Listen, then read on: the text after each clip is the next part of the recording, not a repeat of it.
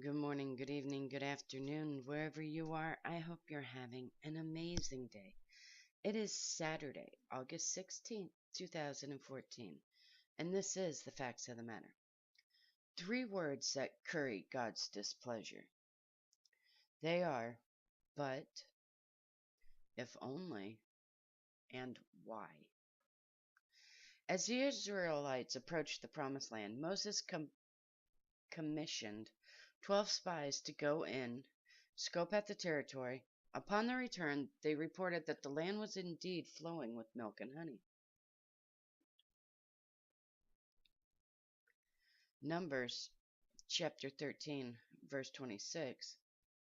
And they went and came to Moses and to Aaron and to all the congregation of the children of Israel unto the wilderness of Paran to Kadesh, and brought back word unto them, and unto all the congregation, and shewed them the fruit of the land.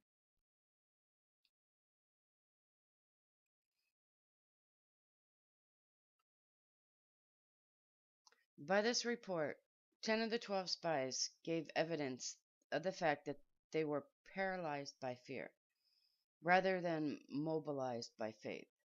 Sadly, they had allowed their perception of the facts, rather than the promise of God, to dictate the response to the situation in their minds. God was not big enough to surmount the obstacle. When we allow but to dominate our vocabulary, we question God's power.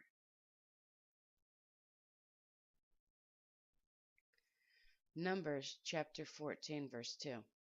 And all the children of Israel murmured against Moses and against Aaron, and the whole congregation said unto them, Would God that we had died in the land of Egypt, or would God we had died in this wilderness? Clearly, God had led the Israelites across the desert, assuring them of his presence in providing the pillar of fire by night and the cloud of protection by day. Wonderfully, he had furnished them with manna from heaven, water from the rock, and clothing that did not wear out. It's amazing to think of it in that aspect. He provided them food daily, every single day, and enough on the weekends to provide for their Sabbath. Water from a rock, and clothes that never wore out. Our clothes wear out daily,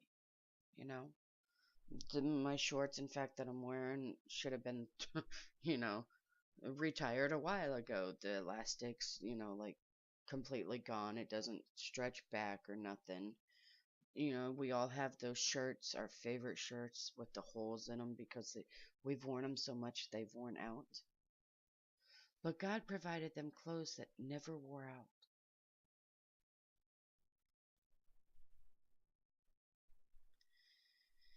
Yet, the moment we are faced with adversity, they were faced with adversity, they cried out, If only.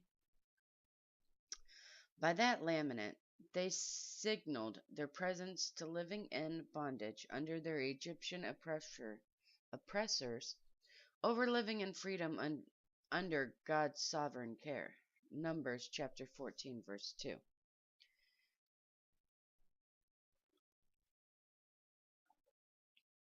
And all the children of Israel murmured against Moses and against Aaron, and the whole congregation said unto them, Would God that we had died in the land of Egypt, or would God have we died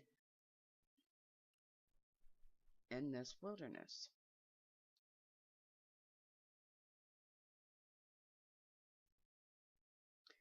If only.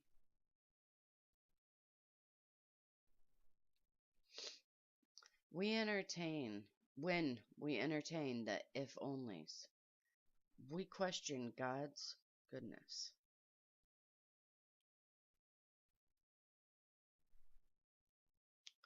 Numbers chapter 14, verse 3.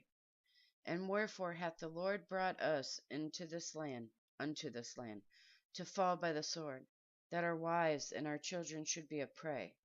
Would it not be better for us to return into Egypt? Faced with formidable obstacles in conquering the land God had promised them, the Israelites whined. Why? Rather than believing God could and would help them overcome their barriers. When we ask why, we question God's wisdom. When God calls us to himself, he calls us to a life of faith. Hebrews chapter 10, verse 38. Now the just shall live by faith. But if any man draw back, my soul shall have no pleasure in him. Question. So tell me, fellow pilgrim, as you trek across your own God-assigned desert, are you shrinking back from the barriers with but, if only, and why? Or are you choosing to forge ahead, trusting in his power, his goodness, and his wisdom?